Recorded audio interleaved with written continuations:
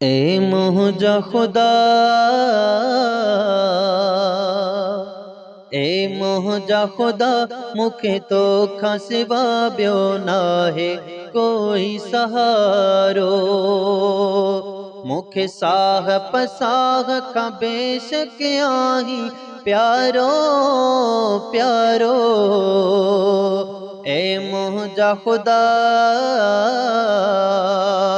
ए मुझा खुदा, मुखे तो खसिवा ब्यो नाहे कोई सहारो। तो मिट्टिया मामू के बढ़ायो, सच्ची उम्मत में नाव गड़ायो, नाव गड़ायो। दैया कुलो अदब है परवर, शान पे गे जो तो वा लिखायो, तो वा लिखायो। लिखी रोज सना,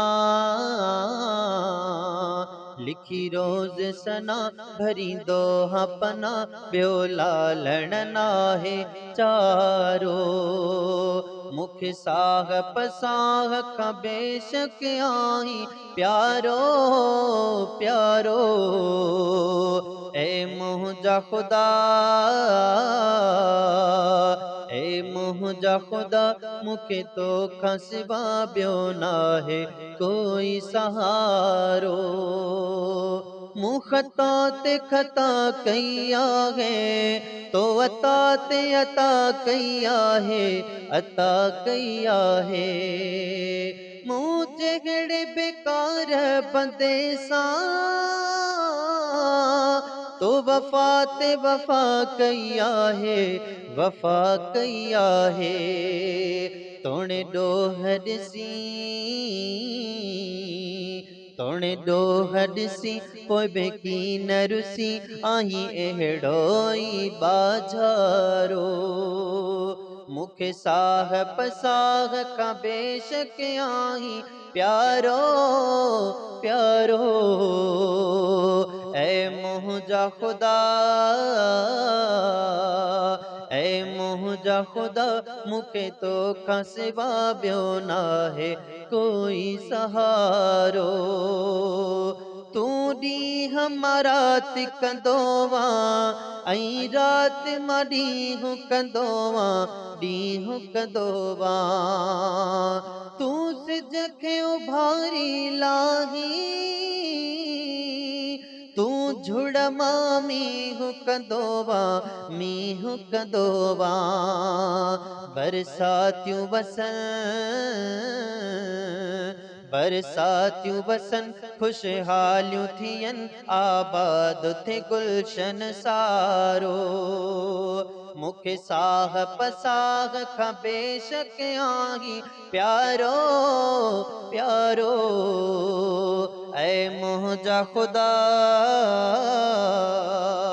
ऐ मुझा खुदा, मुखे तो खसिवा ब्यो नाहे कोई सहारो।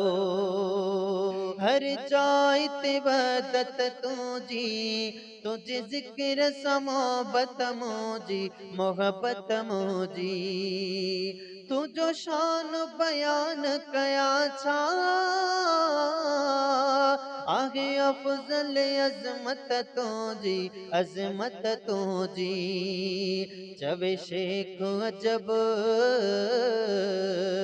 चवे शेख अजब, तू मुहिंजो रब मां तुझो बंदो मोचारो। मुखे साह पसाह का बेशक आही प्यारो प्यारो। ऐ मुझा खुदा, ऐ मुझा खुदा, मुखे तो खसिवा ब्यो नाहे कोई सहारो। मुखे साह पसाह का बेशक आही प्यारो प्यारो। ऐ मुझा खुदा।